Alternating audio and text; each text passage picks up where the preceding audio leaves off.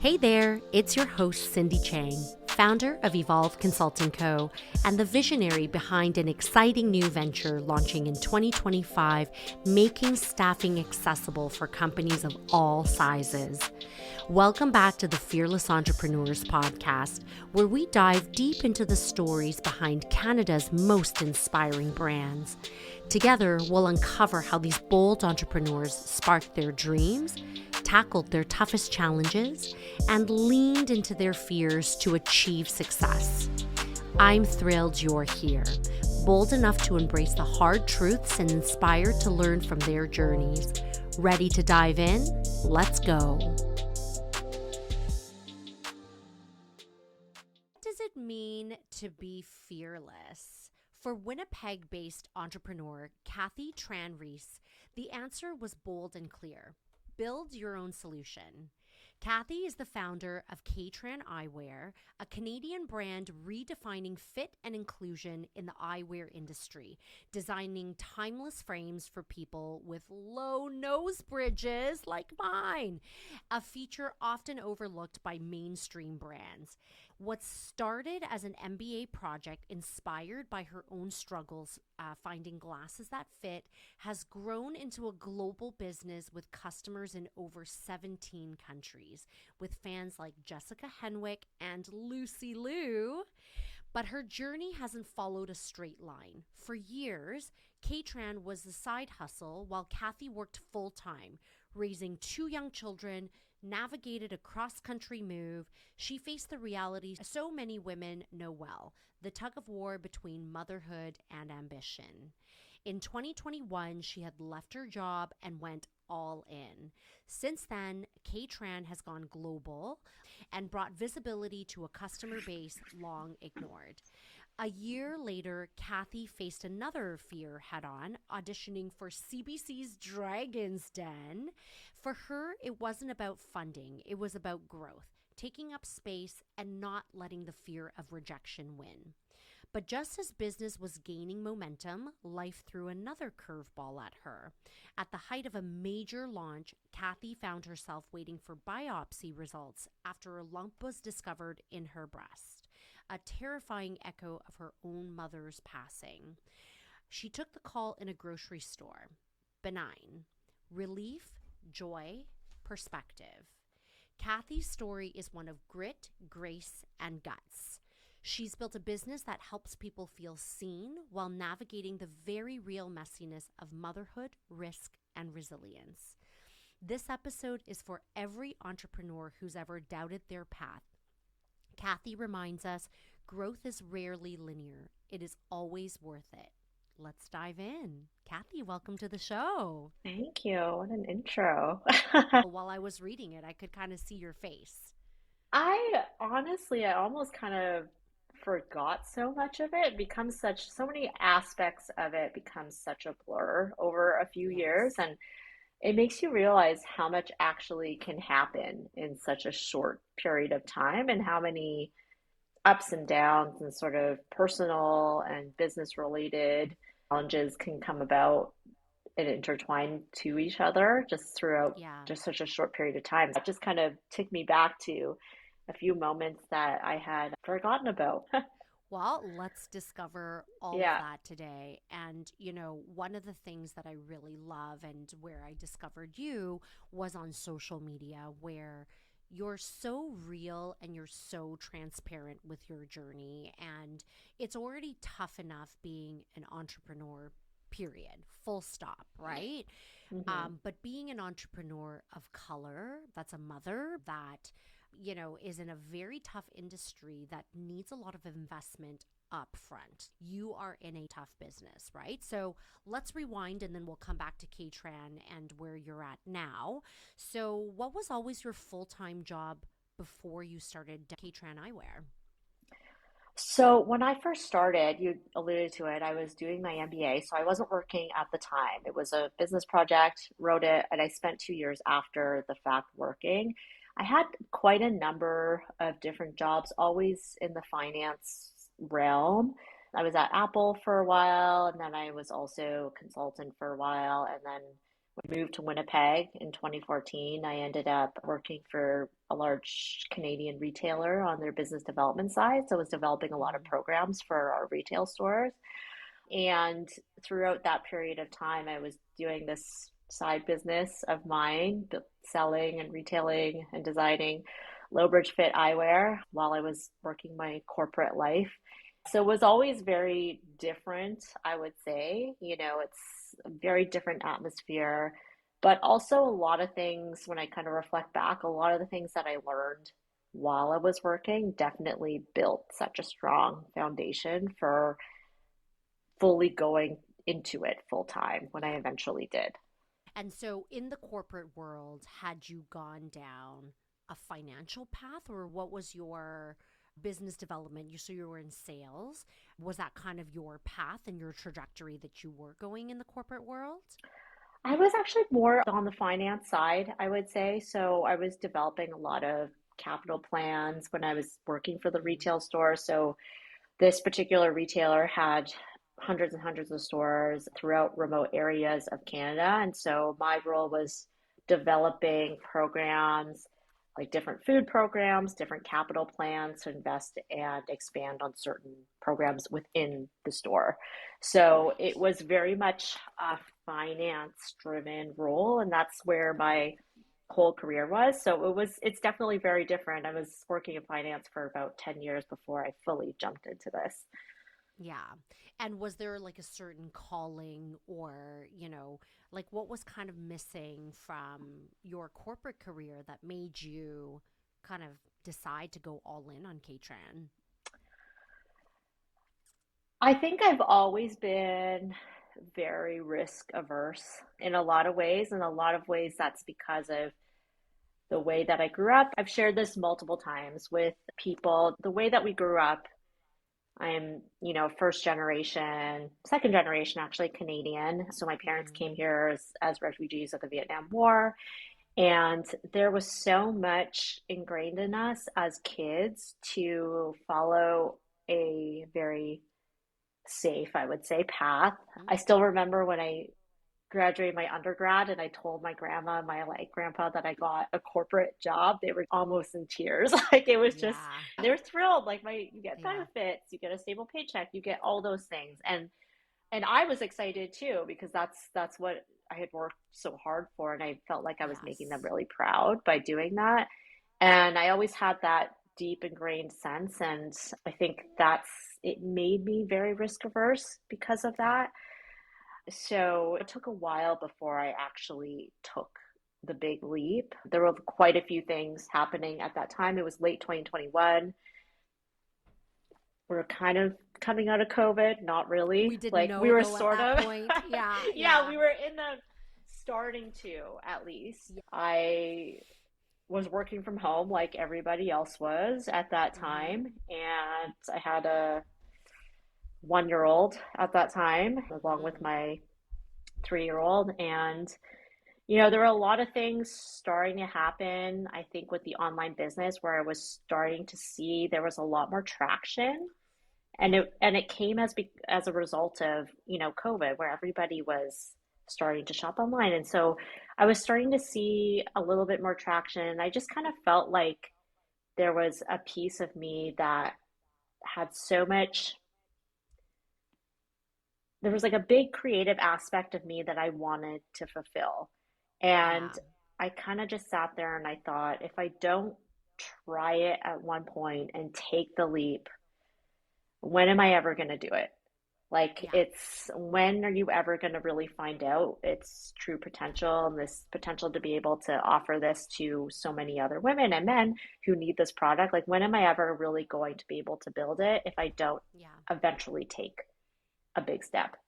So that's what And kind of just culminated.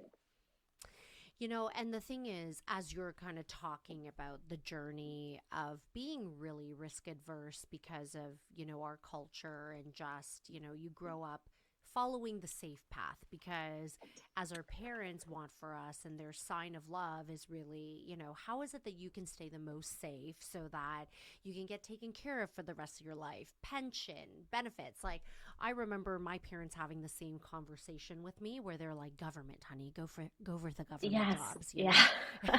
It's got really good benefits and like you're there Yeah, for yeah. life, Yeah. right? And, there was something also inside of me that needed that creative outlet. I needed to build. I'm built like an entrepreneur. And what's funny is my parents were entrepreneurs. So it's almost Same with like, me. Yes. yeah, Yeah. it's just so bizarre because I'm like, okay, like, that was always a life that, I mean, entrepreneurship is not for everyone. I tell everyone that nobody signs up when they sign on the dotted line. Nobody signs up to wear all of the hats, every single hat on the world, like you wear, Yeah. right? But Yeah. there's just something so exciting and so creative and so flexible about being an entrepreneur that you have to be able to have that kind of experience of that structure alongside with that creativity to make magic happen. And essentially that's what you did. You let that creative voice come out a little bit, and it goes against the grain of everything that we're taught. Yeah, and in a way you were taught that, and I think you Hmm. resonated with that where you had entrepreneurial parents. I also did. Yes. I saw them take put everything on the line, like Hmm. complete Hmm. financial risk, have nothing to fall back on, like nothing. And Yeah.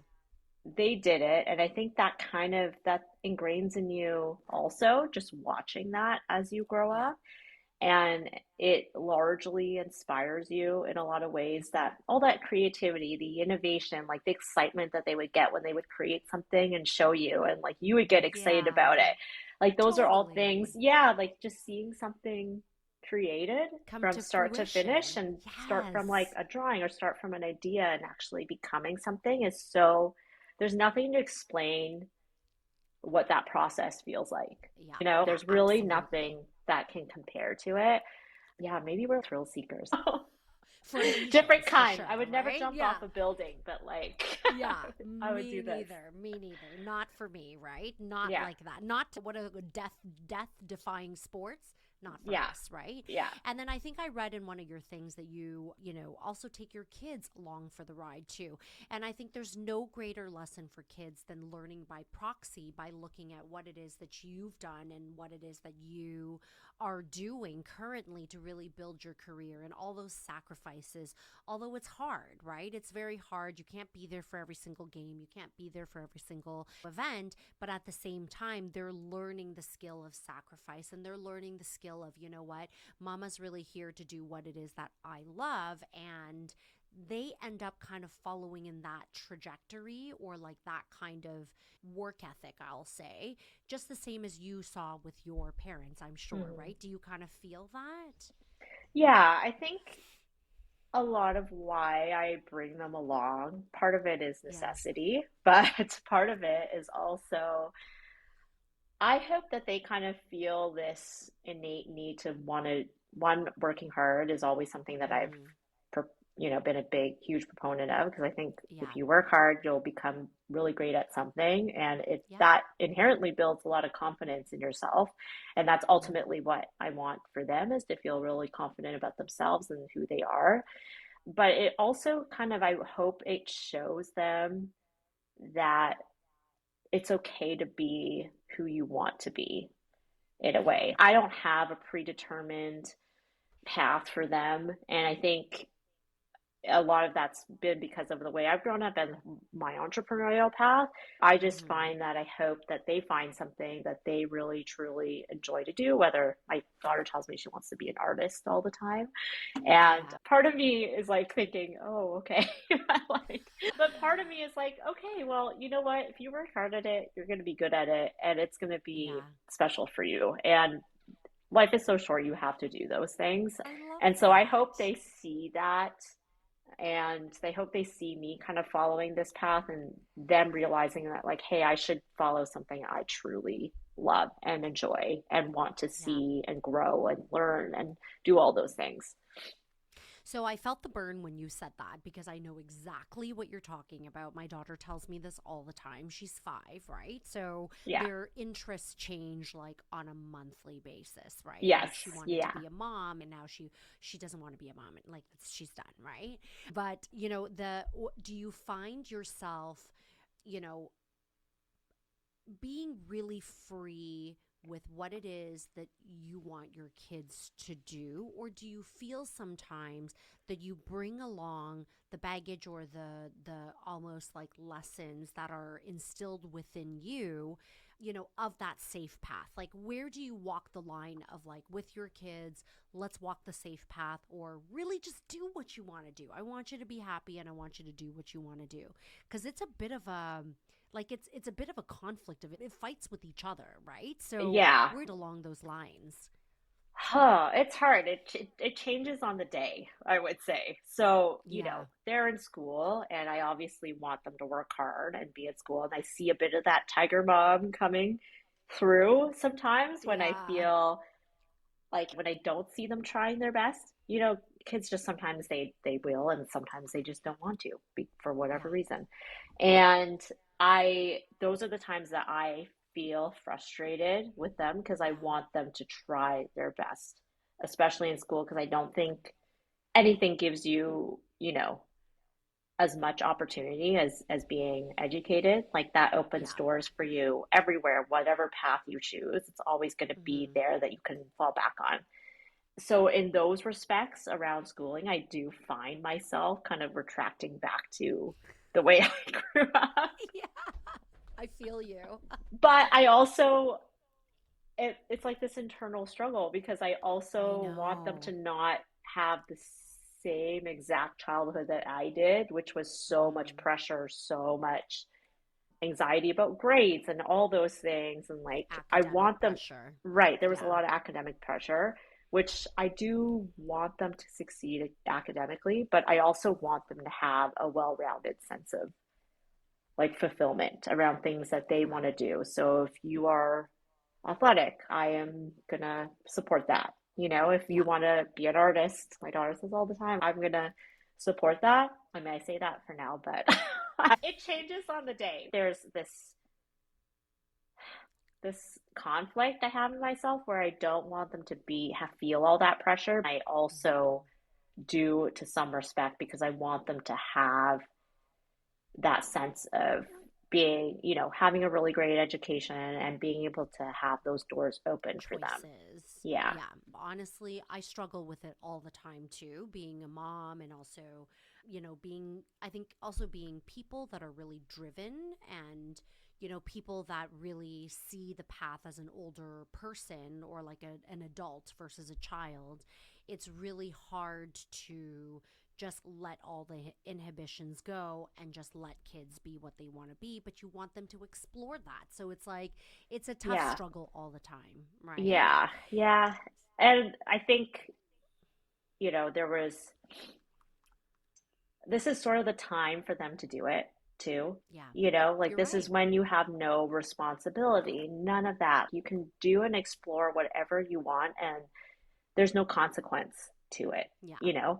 And Hmm. so I want them to have those aspects of childhood and like adolescence and then going through university because you really truly don't know what you want to do and you'll change your career A hundred a times, dozen 100%. times until Yeah. you're, 35, 40. Hmm.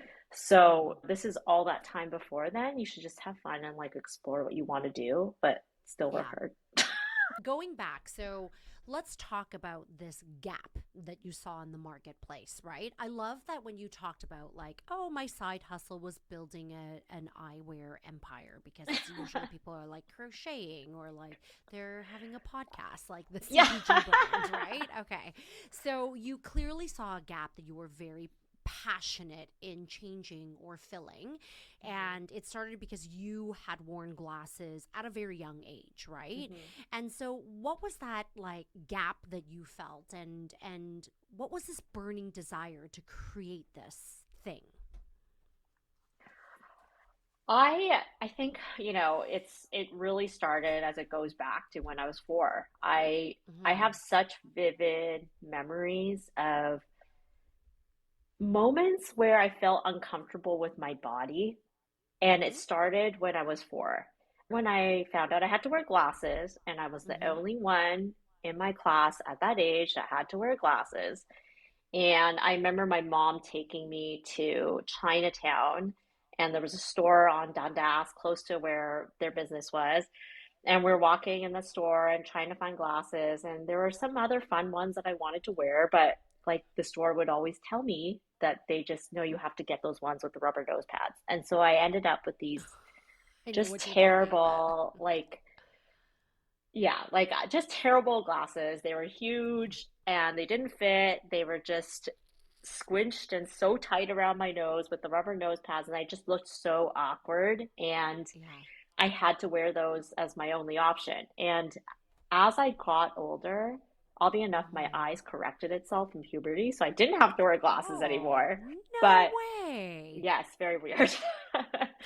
The Wow. joys of puberty. That's crazy. It You is went like crazy. I backwards in went your backwards. eyesight. So when I went through puberty, my eyes corrected itself, but I still wanted to have like sunglasses. And so I remember shopping for sunglasses throughout my whole life. And it, again, everything just suctioned to my face. It was Yeah. wrapped around here. Mm-hmm. Mm-hmm. It was falling all the time. It was sitting so close to my face. And I always remember thinking there was something wrong with my nose, something wrong with the way I looked because everything, like it couldn't possibly, in my head, I was thinking it could not have possibly been the way the industry was. That was never anything Yeah. that crossed my mind. It always just was like, God, like, what is wrong with my face? Why is it so, why doesn't it fit anything, Yeah. right? I felt the Like, same. you Yeah. internalize all those things Mm-hmm. because when the whole, everything you're shopping for tells you you should feel and look this way, and when you don't fit Mm-hmm. into it, you automatically think it's your fault.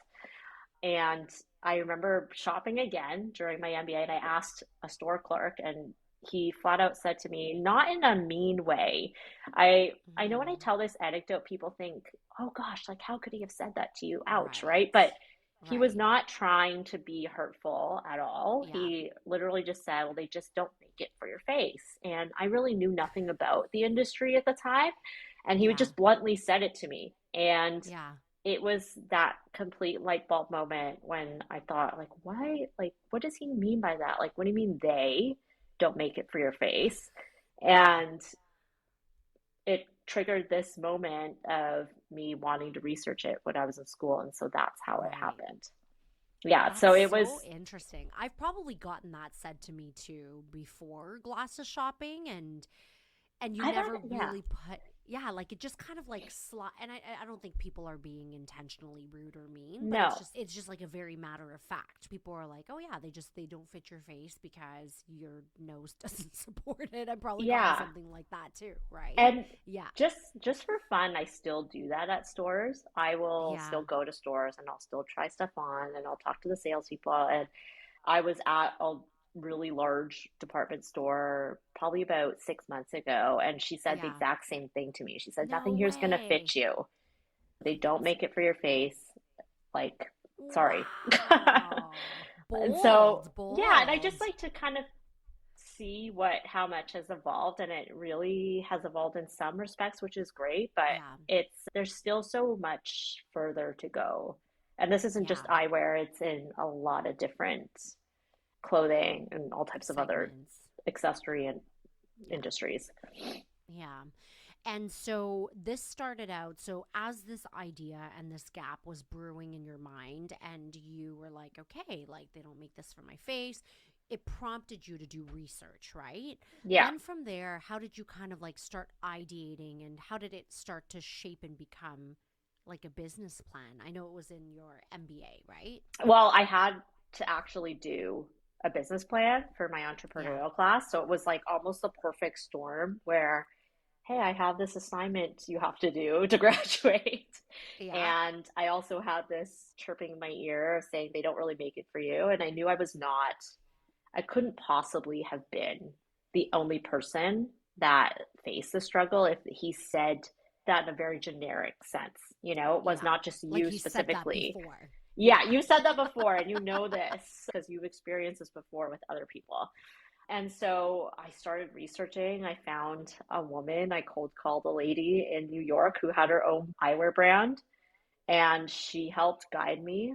Like she was Oh, yeah, it was just one of those things where you take a leap and you're like, I'm gonna call this I'm person. gonna do I'm it. gonna try to Yeah. find out as much as I can. Because you have to like take your head back to like 2010, 2012, where the internet was not what it is today. Right, And right. trying to actually navigate finding manufacturers and finding, people to help you prototype was not what it is Mm, today, where you can just Google yeah. it and like find 100 different Mm-hmm. manufacturers to help you. It was not like that. It was very much like an industry where you had to know certain people and you had to know this person in Italy and you had to know this little manufacturer and you had to know that they would do small minimums and one of those types of things of connections. And so she was kind enough to help me get started. And she had quite a large, successful brand of her own that she Oh, was great. rebuilding and redoing, kind of extending. And so she took me under her wing in a lot of ways. And I'm forever Amazing. thankful to her because otherwise I would never have understood anything about eyewear, about The making eyewear, industry. about the Yeah. industry, about getting started. Mm-hmm.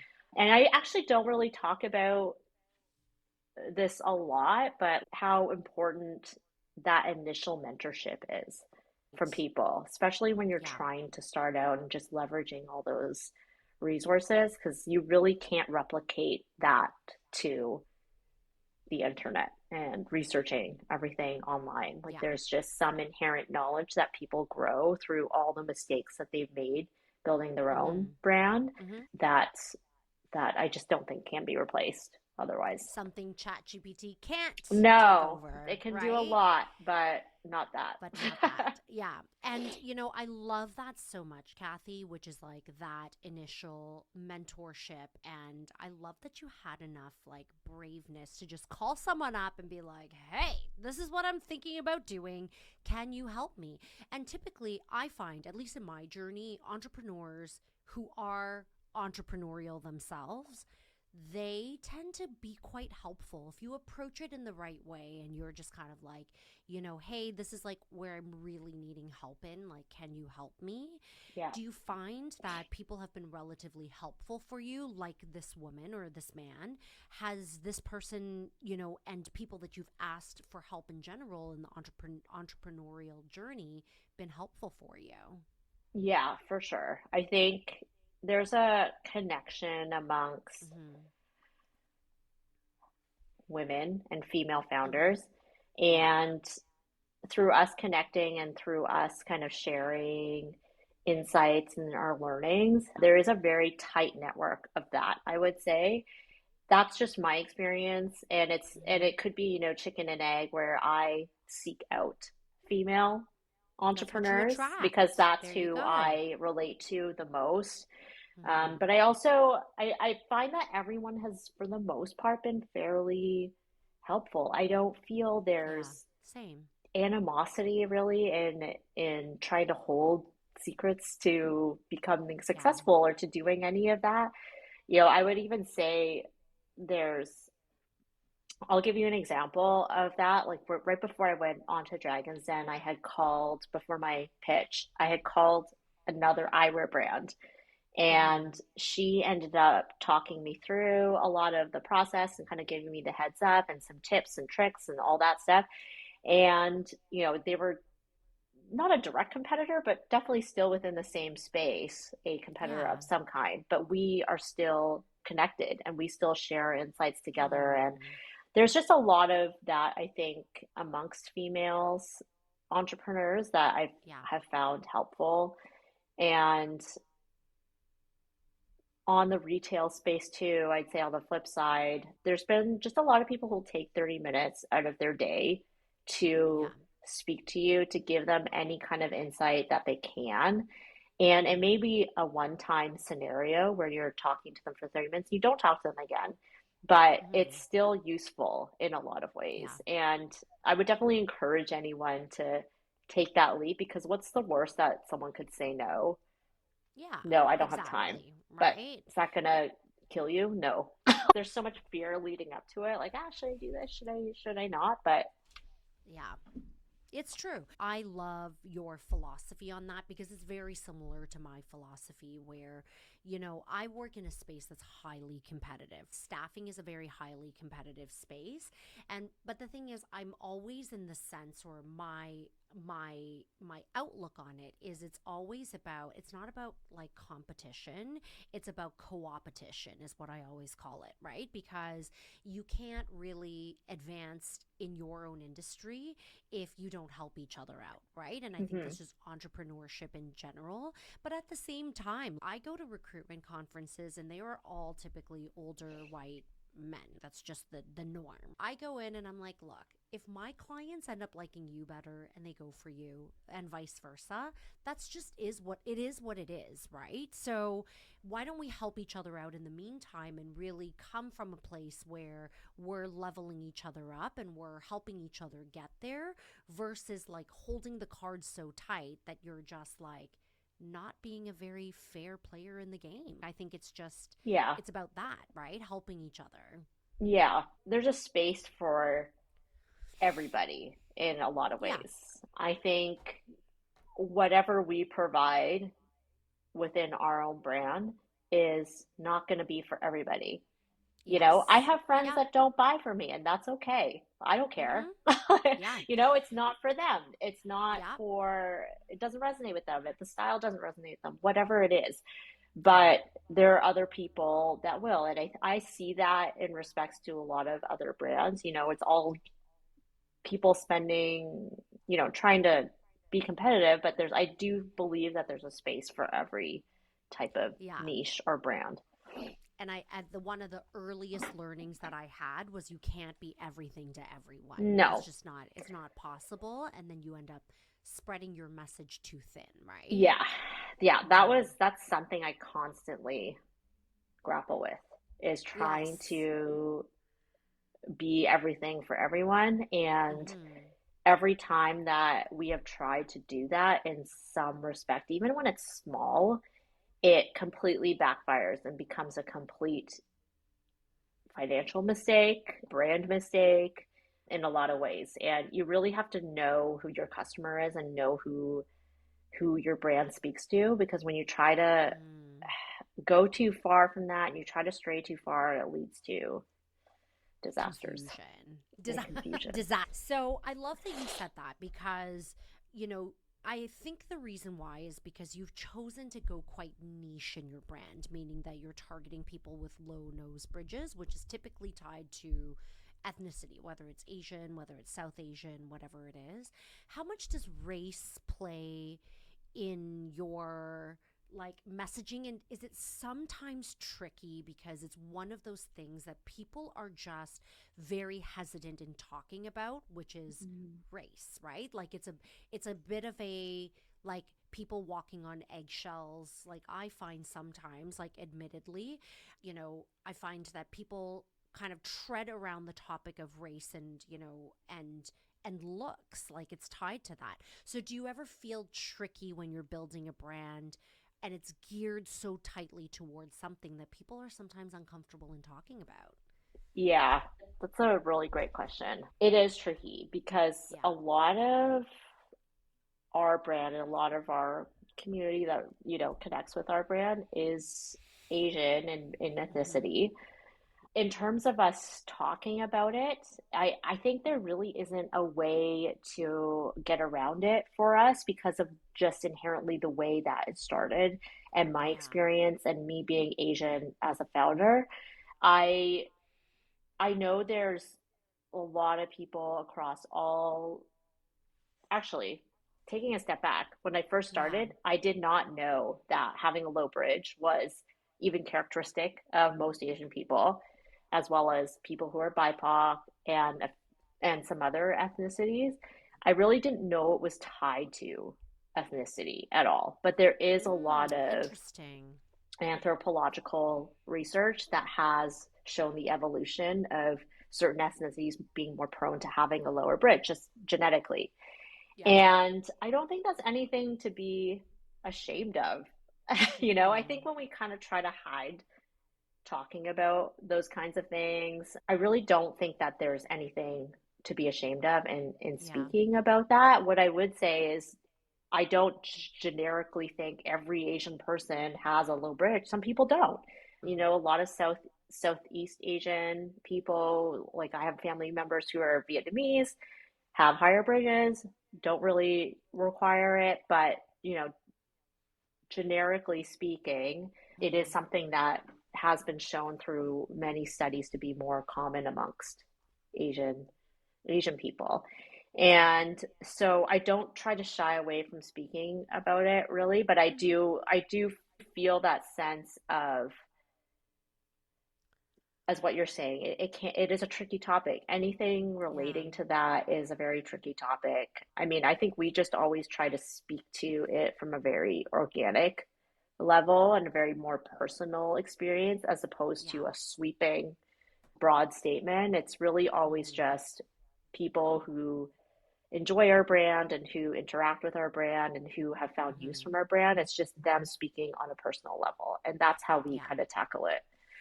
Yeah, and I think that's smart too because you're tackling a niche of something that doesn't exist in the marketplace as a general, like, not all sunglasses fit people with low nose bridges. And so, on the good side, is I've never felt so heard, right? Like, when I look at your campaigns, I'm like, yes, I feel like you're speaking to me because it's definitely a gap that I felt growing up, finding sunglasses or finding glasses, like that's really a gap. And I'm just wondering, like, on the flip side, because it speaks to me and it doesn't speak to everyone, do you ever get like noise or haters that come in that really just don't understand why you're creating this? All the time. Okay, your eyes just like went up like 6 inches, right? I mean, Yeah. it's like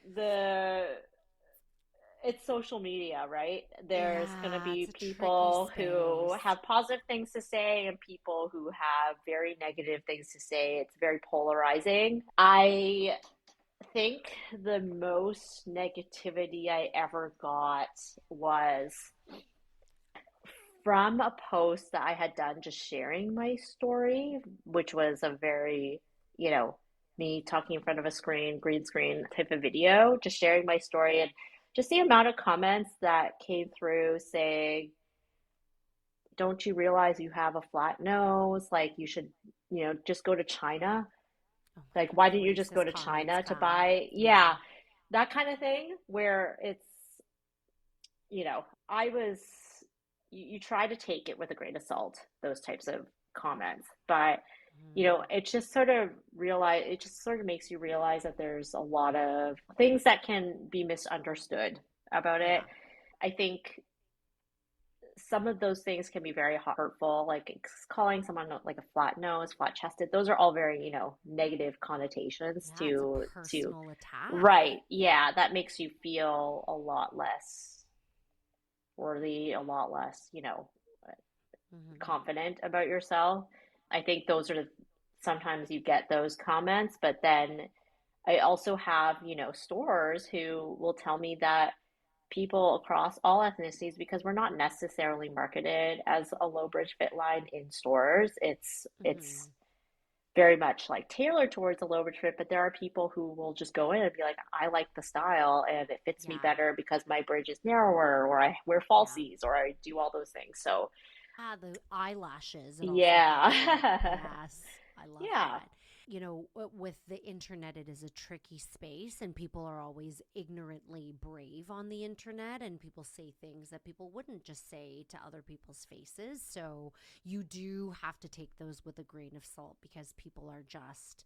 They're insecure, right? That what I view as is just insecurity coming out with people that don't have confidence, right? Yeah. Yeah. I Yeah. think there's for someone like me where you kind of have more understanding of what your facial shape looks like and why it looks the Yeah. way it is, but there's also lots of people who don't. And when they read those comments, they can feel like, oh gosh, like I do have a flat Right. nose or whatever. Like there must be something wrong with that. Like you just have to be careful with who your audience is. And there's Yeah. lots of people who read those and will internalize a lot of it as well. Totally. So And growing up Asian in a community that's predominantly white, when we first moved, here or born here, it is already very polarizing because you look different, you are different, you eat food that's different. And so to have comments online like that reinforce some of those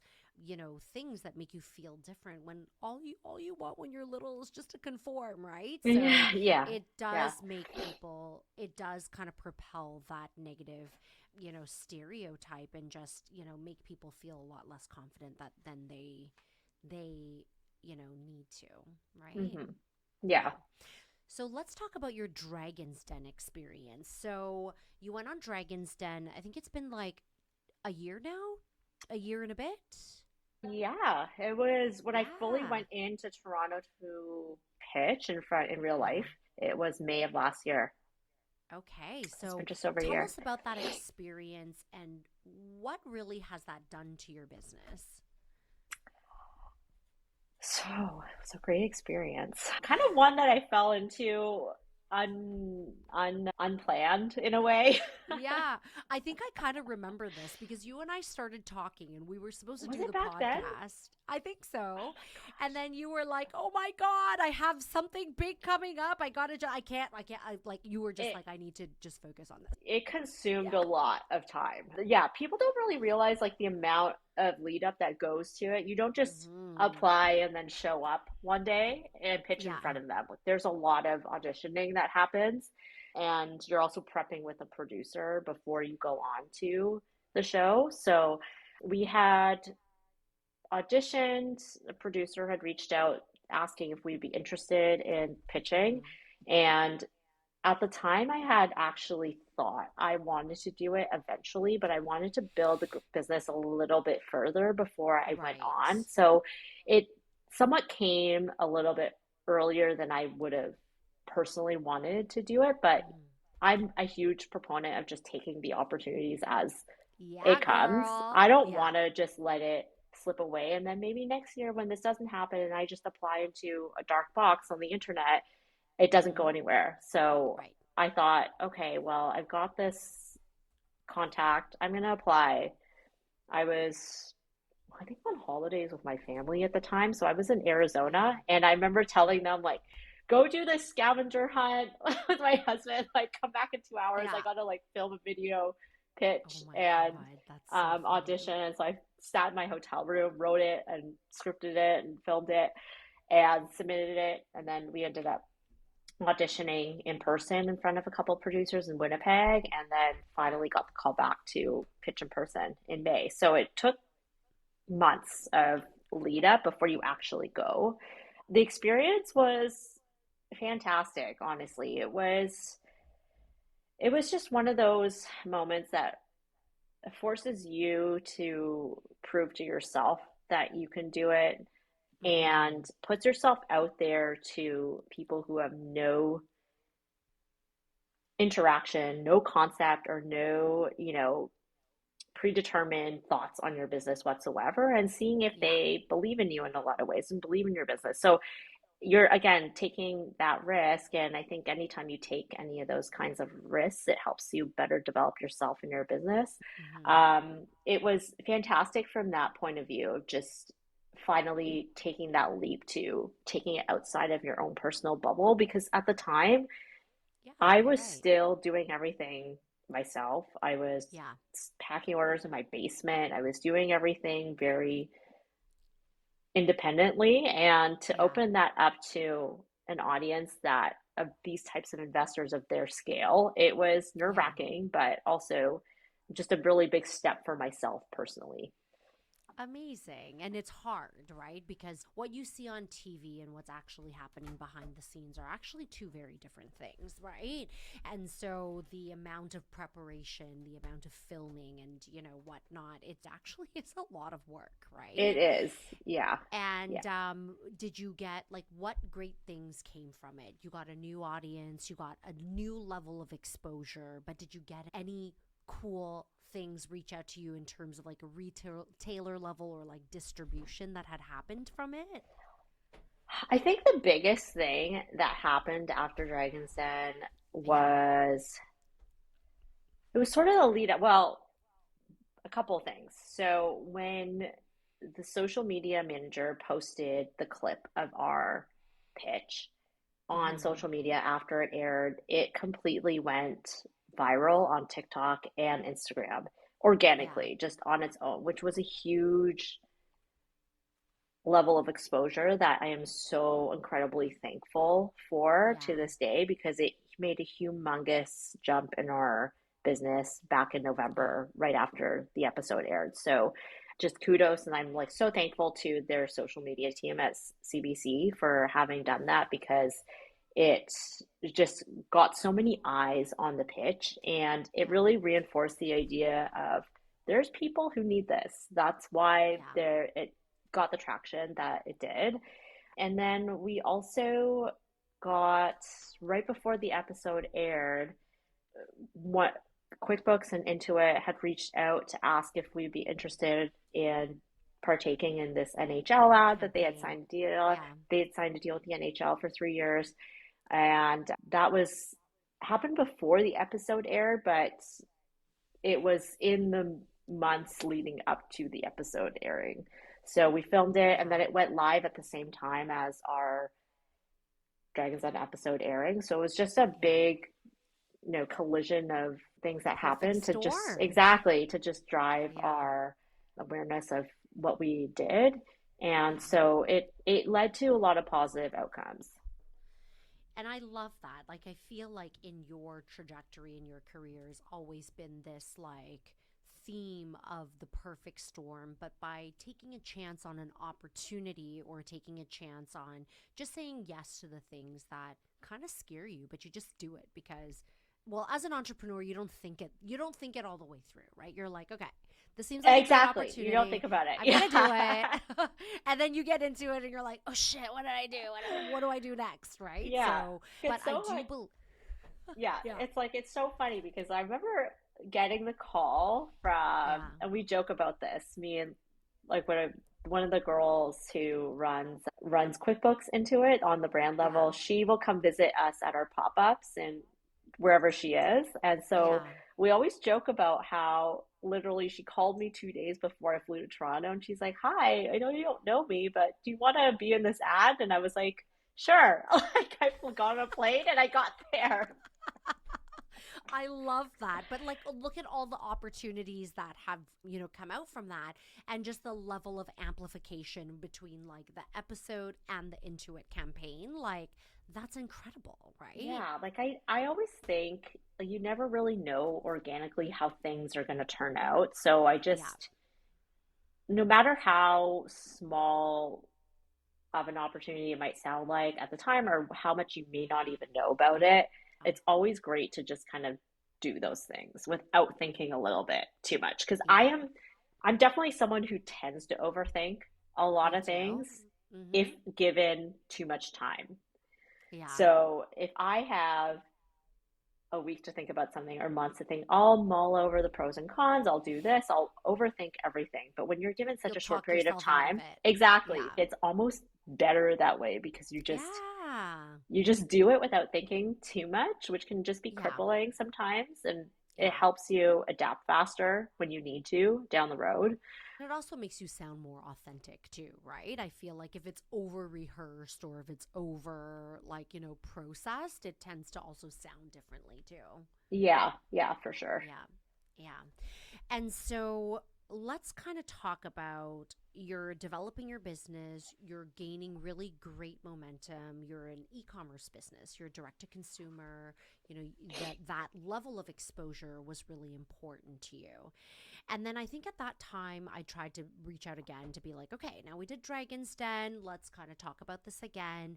And then I saw your post. So this is when you had gone in to take a biopsy on this lump that you felt in your breast. And I remember like it, and this is like what's so great and authentic about your social media is like I ride along the journey with you, right? Like as an entrepreneur, as a mom, as like, a woman of color, I'm riding along this journey, with you. And so I felt in your post, like my stomach dropped too. What an experience. Everything is kind of going, momentously and then nothing like just a monkey wrench to make you reassess life all over again. So walk us Yeah. through that.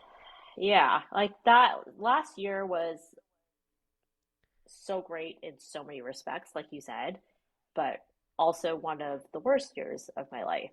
I actually didn't post about that biopsy until significantly later because I wasn't Yeah. really sure if I wanted to share it at the time, something that was so personal Mm-hmm. and in such a forum. And I also had thoughts of, oh gosh, well, in May I filmed Dragon's Den. A few weeks later is when I got the results that I had to go in for a biopsy and there was a lump. And so I also didn't want to jeopardize, as crazy as this sounds, Yeah. what would happen potentially to the deal that I got in the den. And so I didn't want Mm-hmm. to announce it in that period of time, thinking, oh gosh, Right. well, what if the founder goes down? And, what if Yeah. something happens to her? What's the fallback on that and who's gonna continue on? And I would say that actually put a lot of things in gear to me on the business level because it made me Hmm. rethink everything can't rely on me if I Great. build a Okay. sustainable business. So Yeah. when that happened, I remember Wes saying to me, this didn't make it to the edit, but Wes had said to me, everything can't be reliant on you. And in the moment in the den, I thought, well, I'm small, I'm still growing. I want to be able to have the flexibility to not have employees that I'm not sure the business goes from month to month as many businesses do. And so I Mm-hmm. wanted to have some flexibility. And when he said that to me, and then this happened shortly after, it made me rethink one, I need to build some sustainability into the business with people who can carry it on to, whenever I do have to go to appointments or I do have to do this or I have to, prioritize my family in certain respects. And then it also just was a very big shock of something I did not want to share publicly for Yeah. the reasons of not, it was just so personal and I didn't know where it was going to go. So I really didn't share that news about the biopsy till later in November when I had gotten all the Mm-hmm. results and done all that. But I really felt the need to do it because I know through so many interactions on Instagram and our social media platforms of how many women are a part of that and how many Asian women are part of our platform. And I think there was a level of people, when my mom, for example, got diagnosed with breast cancer, she hid it from her entire family for years. And that was very much part of a lot of Asian culture Yeah. in our culture is to just make sure everybody thinks you're okay, You're everything's okay. fine, like Mm-hmm. save face. There's nothing wrong with her. She's fine. And she battled this for 10 years on her own with her mom and parents living next door, not even knowing for years. Wow. Yeah. And so there was so much of that that I think I didn't want someone sitting there and then here I was doing the same thing again. Like what I felt like such a hypocrite in that moment where I was trying to, make sure everybody thought everything was happy and all these things are going great. And I remember that happening and how that doesn't help any of us because we just keep prolonging, we keep hiding those types of things when it should really just be us trying to use our platform to raise awareness, to Yeah. prioritize ourselves sometimes when we need to. I think Asian women, at least the way I grew up, tried to always save face and pretend things Mm-hmm. were all okay. And, we also don't always prioritize the things that are health related, that are preventative, that Yeah. could literally save our lives. And so it was in that moment when I felt like such a hypocrite for hiding this for so long that I finally decided to just share that publicly. And thank you for sharing it. I think it was so important as a part of your story. And it's not a part of your story because I think this is in a lot of women's stories, but I think I'm so glad you had shared it because I think it made you more real as a person, first of all, right?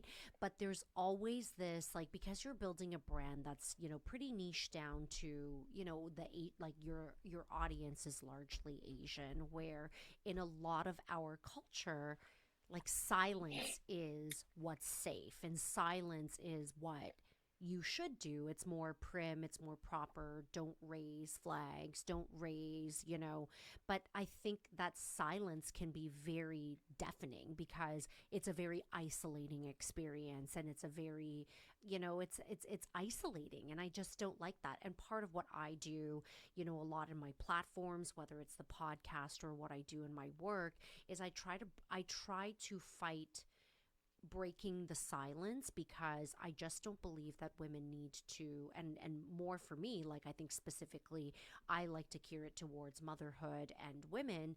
I don't believe it's fair that we have to live in silence and that we have to grapple with something ourselves just because it makes other people feel uncomfortable, right? Hmm. Like I think it's very liberating when we are able to share and to build a community around something that is really difficult to talk about, but it doesn't mean that you alone have to be in that journey by yourself, which is really hard on its own, right? Yeah, yeah. Yeah. I think like I didn't truly realize that until I remember just the influx of people who had DM'd us saying, "Hey, I had this experience too. I was Yeah. so scared. I didn't talk to anyone about it. I dealt with it, but I Mhm. remember getting that phone call myself." And just so many people have these experiences that we feel, you can't diminish those, and I think Yeah. you can't, and I always think how brave these people are from telling me, and we've never met each other, but just for them to feel comfortable enough to share something like that to Yeah. me, that moment of vulnerability, a lot. It meant a lot to me just to be able Yeah. to connect with people on a much deeper level Yeah. than what our brand may initially appear to be. It's true. It really deepens that community sense of connection. It really was a powerful story that you had shared, despite you had no idea what the outcome of it was going to be. I think it really helped strengthen the bond towards you and people because it made you more real of a person, right? Yeah, yeah. So let's talk about your business now. You've ridden the waves of entrepreneurship's ups and downs. Where is KayTran now and where do you see it going in the future? Wow. Something I think about till the moment I go to bed. Every Every waking waking moment. moment. Yeah. So right now, we've been having a really great year just traveling across Canada and doing a number of different pop-ups and meeting people in Yeah. person, which has been absolutely phenomenal. I'm so, so happy that we've been fortunate enough to be able to have done that. So it's been fantastic doing that. We're still kind of gearing up to do a few other locations before the end of the year. And Tell us right, where. Where can we find you? well, we've done four so far. So Yeah. we started off at Winnipeg and then Okay. we did Vancouver for a couple days. And then we went over to Montreal and we just wrapped up Toronto at the ARC events, which was their new rebranding. They used to be called CCYA. So we were Yeah. there for a day and then next, we're still planning Calgary, which is the Okay. next possibly final spot in Canada. Okay. And we're still trying to hammer out the details on that one, but we're definitely going to make it out there. Yeah. And then next year, so right now, what we're doing is kind of rebuilding the US. So, with Yes. everything that has happened, we shut down orders for the US for quite a bit of time until we Mhm. figured out a game plan to re-enter there, and so we just expanded down south and we're just onboarding our US fulfillment center this week, and so Yeah. we'll be live in the US finally in the next couple weeks, which is really really exciting. It's been Yes. quite a few months now, and so I'm really excited to get back offering our options down to our US customers again.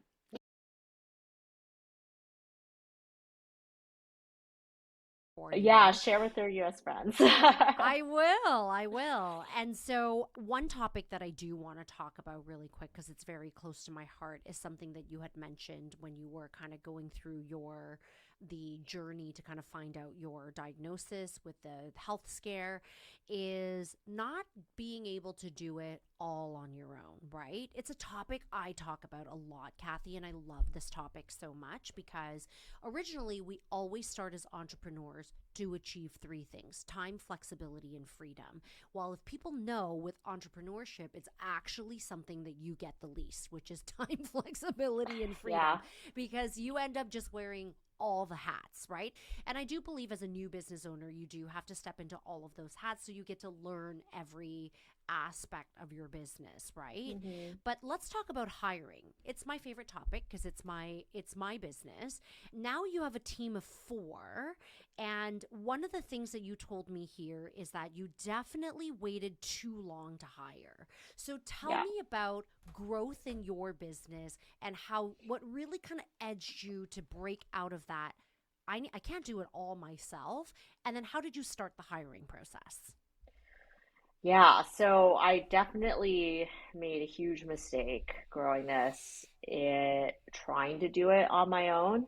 I think a lot of at least entrepreneurs start very small. I Mm-hmm. did myself. I started very small, my basement, and end up just inherently trying to do everything as the day comes.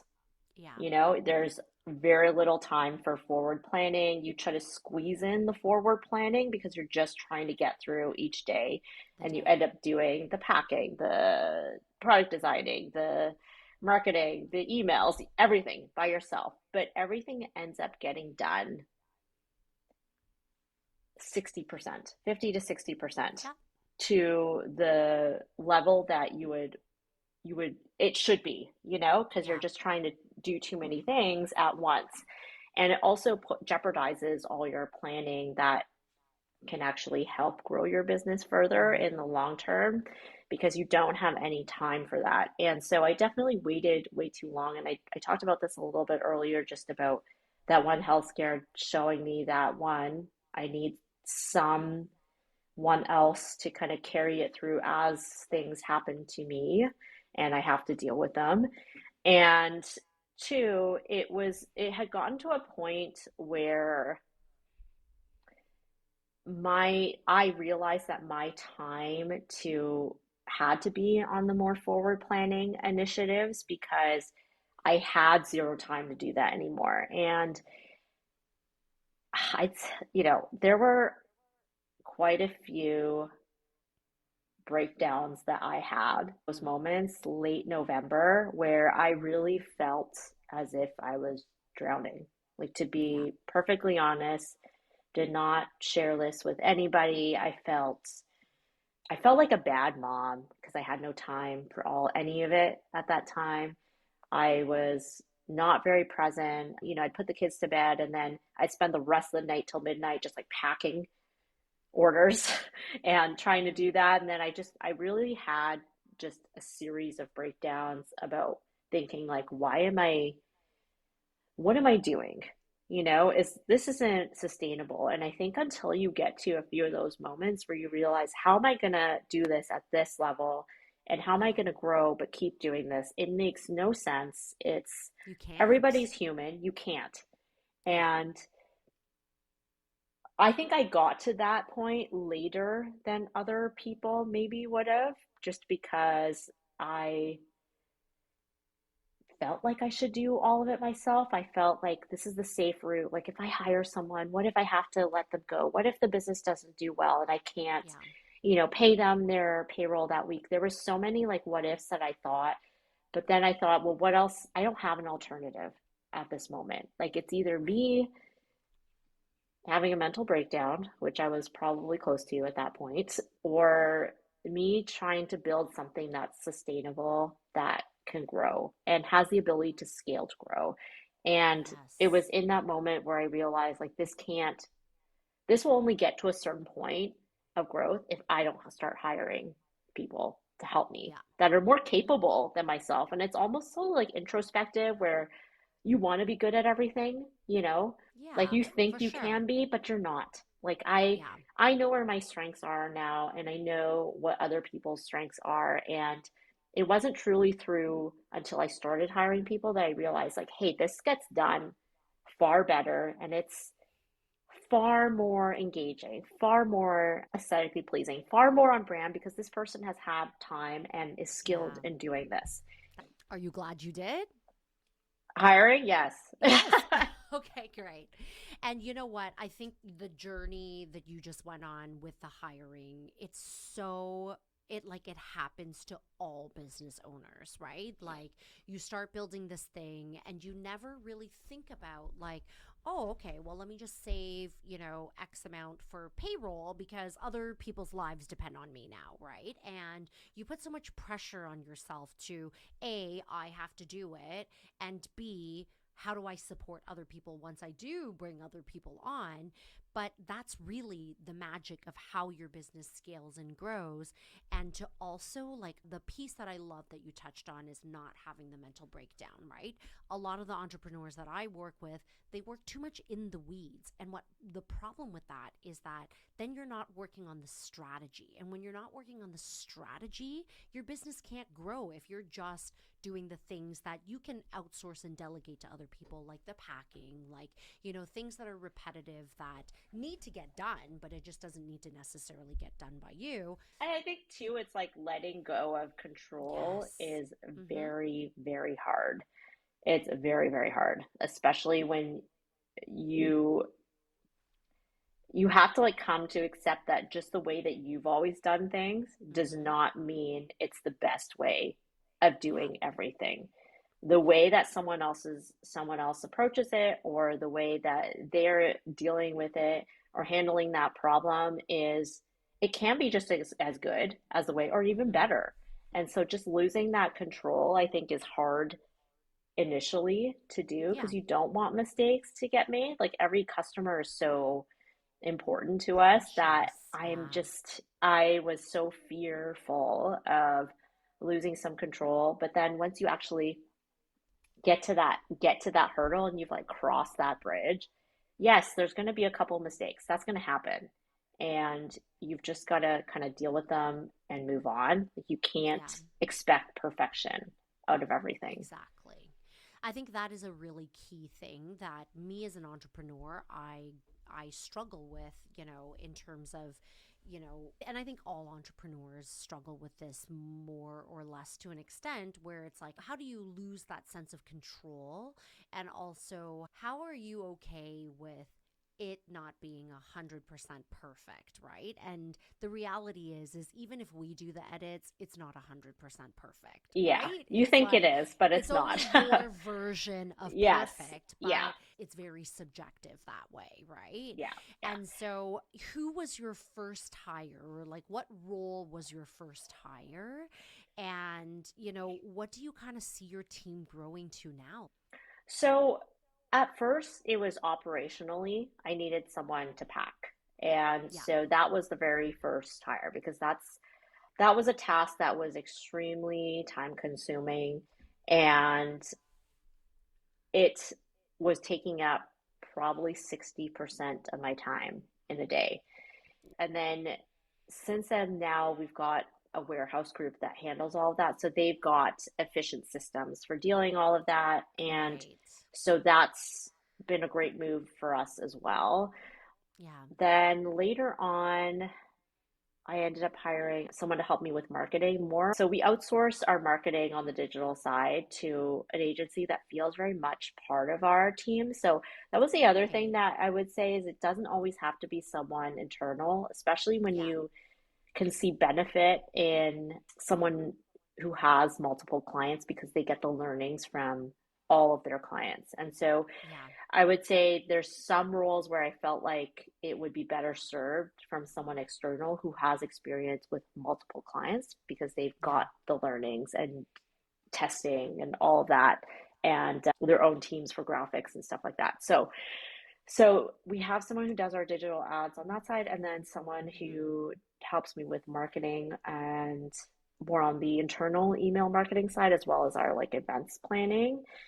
And so, truthfully, like if I didn't hire someone, I wouldn't have been able to get to any Canadian events or plan any of that this year Yeah. because It's a job on its own. it's a whole job on its own. The logistics of all of that, sourcing locations. There's a lot of back and forth that happens with all of that. Hmm. So I'm really grateful for having brought that person on. And we recently just hired a social media manager to help with Great. socials. Yeah. Yeah, amazing. And congrats. The way that I always position it to clients is that when you're hiring, you're growing. Feels very scary. When you're hiring, it's growth. So it's the Yeah. necessary step to take you to the next level. Like my role has evolved in the sense that you're less of a doer on those particular areas, like still doing a lot of other things, but less of a doer on those areas where you have hired Tasks. someone. Mm-hmm. But it's more of like a guidance role, which is just a shift in mindset Uh-huh. that you have to have. Like we were just talking about, like your way isn't necessarily the best way all the time. Yeah. And that's And something also that just I've the, been learning yeah. through all of this too. And also just time with your family, right? Like as our kids grow up, soon they'll be at an age, well, not soon, but eventually they'll be at an age where they don't want anything to do with you. So it's like Yeah. that time in that window is so small. And so my philosophy with work, like I run two businesses, I run the podcast, I volunteer with a couple of different charities that I'm pretty involved with. And at the end of the day, I always try to prioritize my family. It's never balanced. I don't believe balance is a word that really exists for entrepreneurs, but I do carve out the time and block out the time for family because that time, like once that time passes, it's gone. And so I always take a look at hiring in my own business as like, what is it that's repetitive that helps me move through my revenue pipeline? What is my path to cash and how do I get there as quickly as possible? Those are my first hires that then I try to bring on board with me is to help move those along. And then everything else kind of then falls into place because while they're taking care of the sales, let's say, because, as a recruiter, I need people in my pipeline. I need a team to be able to talk to people all the time. And, that allows me to be able to free up my time for strategy, which is important for growth, and time for family, which is what's important to my core values, right? Yeah. Yeah. I think the family aspect of it, it was something that I felt slipping away very, Yeah. very quickly. And it felt like it almost happened without you even knowing, It because always does. Yeah. yeah, it just sort of happened as you were going because you were just trying to make it through every day and trying Yeah. to That to-do get list, through right? the list of all the things that you have to do Mm. and still have all of your, families and take them to activities and do all that stuff. You do. And you're in the process of making it. So for people, I think you're well on your way. And I think that's incredible. Well, Yeah. Kathy, I really enjoyed everything that we had talked about today. I usually like to end the segment with a quick rapid fire question to get to know your CEO. So Oh, these are fun. quick and dirty and Okay. kind of fun. Okay. Are you a coffee or a tea person? Coffee, Oh, me too. God, that good old cup of coffee in the morning, except for right? ice matcha in the afternoon.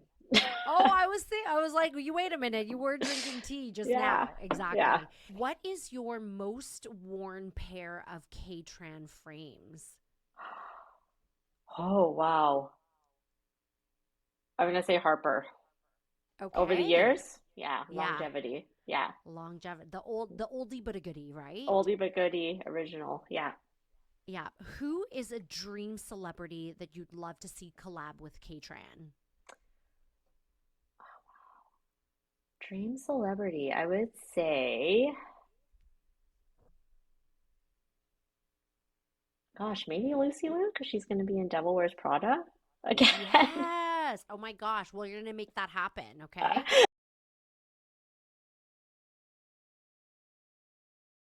Favorite way to unwind after a long day? Me and my husband have a routine every night where we'll watch like a show, like just one Yeah. episode of our show. It's a perfect way to unwind. And we just watch it together, basically. It's Yeah. my favorite thing. Oh, what's the show? Right now we're really into Gilded Age, but Oh, we're into a lot of like the big ones. I mean, I was really into Severance for a okay. while. I've heard they're It's seen it. great. Yeah, yeah. Yeah, I like a whole diverse range of things. Last of Us. I love it. Kind of like change up your brain a little bit after Yeah. a stressful day. What's one word your kids would use to describe you?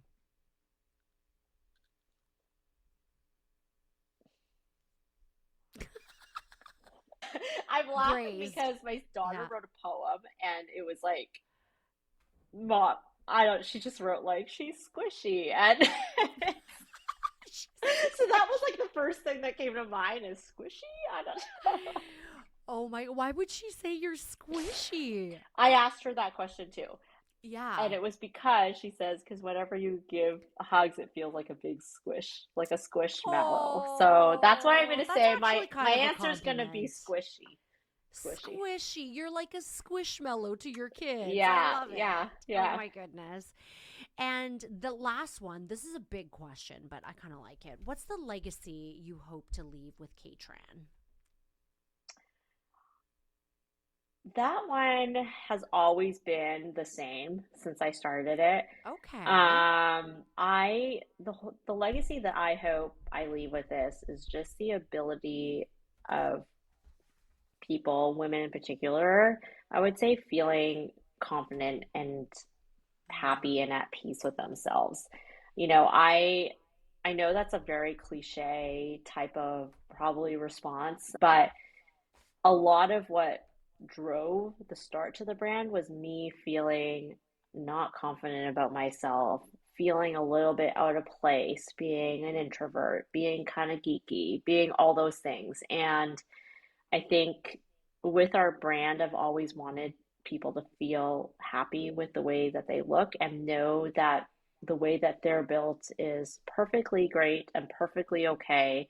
I've just always wanted people to feel stylish and great with who they are, with things that actually suit them and fit them. And so I think that's the legacy that I hope to leave with it. I love it. I love it. Just be who you are. Be okay and comfortable with who you are. Well, you are able to find KayTran everywhere. If you aren't, your audience must get on that right away. You can find all the shades at kaytran.com as well as you're on all the socials, right? KayTran, and it's at KayTran underscore eyewear. You're on Instagram, Facebook, LinkedIn, all the sources, TikTok, right? Hmm. Yep, yep, All we're all right. there. And yeah, you can check out our stockist for any stores close by in your area that might carry it.